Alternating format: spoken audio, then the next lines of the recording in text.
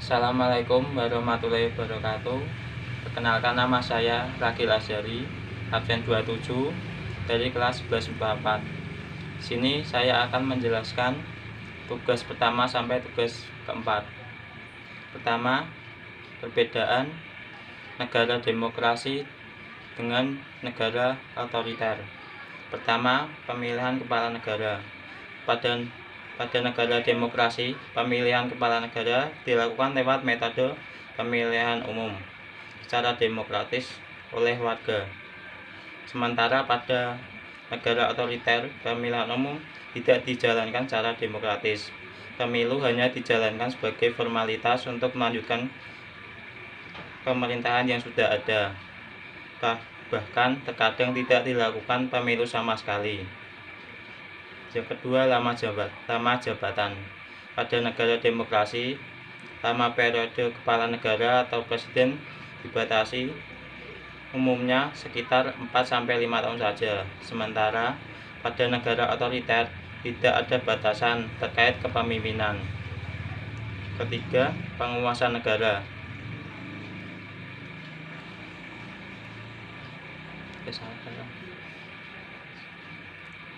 Pembagian kekuasaan. Pada negara demokrasi terdapat pembagian kekuasaan di tiap lembaga tertentu seperti eksekutif, lembaga legislatif, dan yudikatif, sehingga tidak ada kekuasaan mutlak.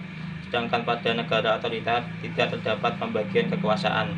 Semua kekuasaan dipusatkan pada satu orang. Tugas kedua, merangkum halaman 42-44. Klasifikasi demokrasi berdasarkan titik perhatiannya, yaitu demokrasi formal, demokrasi material, demokrasi gabungan. Yang kedua, berdasarkan ideologi, terdapat demokrasi konstitusional atau liberal, demokrasi rakyat atau proletar, dan berdasarkan yang ketiga, berdasarkan penyaluran kehendak rakyat. Pertama, demokrasi langsung. Dua, demokrasi tidak langsung. Prinsip-prinsip demokrasi. Adapun prinsip-prinsip demokrasi menurut Henry B. Mayo adalah: 1. Menyelesaikan perselisihan dengan damai dan secara melembaga. Kedua, menjamin terselenggaranya perubahan secara damai dalam suatu masyarakat yang sedang berubah. 3. Menyelenggarakan pergantian pemimpin secara teratur. Keempat, membatasi pemakaian kekerasan sampai minimum. Mengakui serta menganggap wajar adanya keanekaragaman. 6.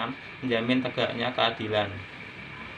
Berdasarkan prinsip demokrasi, sebuah pemerintahan yang demokratis dapat ditegakkan. Tugas ketiga, rotasi kekuasaan pada tahun 1945 sampai 1949. Pada masa ini mengindikasikan keinginan kuat dari para pemimpin negara untuk membentuk pemerintahan demokratis. Tahun 1949 sampai 1950. Hasil dari KMB, bentuk negara Indonesia Serikat. Sistem pemerintahan parlementer, demokrasi liberal, bentuk negara serikat. Tahun 1950 sampai 1959. Ditandai dengan suasana dan semangat yang ultra demokratis. Kabinet berubah menjadi sistem parlementer. Tunggal Soekarno-Hatta. Pemerintahan tidak stabil. Bentuk negara kesatuan. Sistem pemerintahan parlementer, demokrasi liberal. Pemilu pertama tahun 1955. Konstituante bertugas membuat UUD baru tapi gagal. Tahun 1959 sampai 1965. Diawali dengan Dekret Presiden 5 Juli 1959. Kabinet kembali menjadi sistem presidensial. Demokrasi terpimpin. Presiden mengontrol semua spektrum politik. Legislatif lemah, eksekutif kuat. Kekuasaan negara terpusat sehingga kehilangan kontrol akibat terjadinya penyimpangan. Tugas keempat, analisis pelaksanaan demokratis dari aspek persamaan kedudukan di muka hukum. Pertama, di bidang masyarakat, tiap orang meski dia penjabat sebagai pemimpin masyarakat, bila terindikasi melanggar hukum akan tetap diproses. Partisipasi dalam pengambilan keputusan. Masyarakat memilih presiden, gubernur, wali kota atau bupati. Distribusi pendapatan secara adil.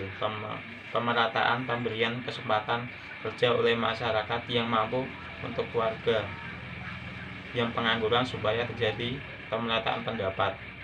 Kebebasan yang bertanggung jawab. Setiap warga negara bebas memilih agama yang dianut.